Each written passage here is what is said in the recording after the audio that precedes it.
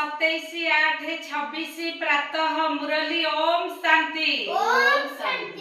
बाप दादा मधुबन मीठे बच्चे एबे विशाल पूर्ण दुनियार विनाश हेबाकू जाउछि, नुआ दुनियार स्थापना हेउछि। सेति पई नुआ दुनिया को जीवा पई पवित्र हुओ। प्रश्न परमात्मा को संबंध रे तुमे पिला माने केउ आश्चर्यजनक कथा जानिछ जाकी मनुष्य मानकर ज्ञात सारर बाहरे उत्तर। तुमे माने कहूछ आत्मा जेपरि ज्योतिर्बिंदु अटे, परमात्मा मध्य सेही परि अति सूक्ष्म ज्योतिर्बिंदु अटंती। एही आश्चर्यजनक कथा समस्त मनुष्य मानक बुझिबार बाहरे। केतेक संतान माने मध्य एथिरे द्वंद्व पडुछंती, द्वंद्वरे पडुछंती। बाबा कहउछंती पिला माने द्वंद्वरे पड़ नाही।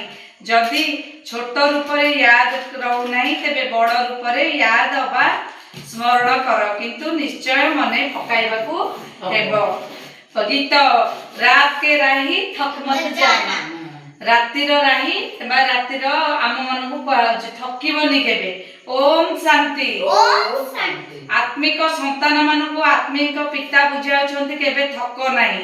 सेति पई पिला माने आत्म अभिमानी होई बसिबा उचित। ताले आमे शरीर भाबिले थकिबा, आमे जदि भाबिले थकिबा नाही। एपरि आउ कोनोसी स्थान रे बुझा जाऊ नाही। कोनोसी साधु संत एपरि बुझाई नतांती जे आत्म अभिमानी होई बस।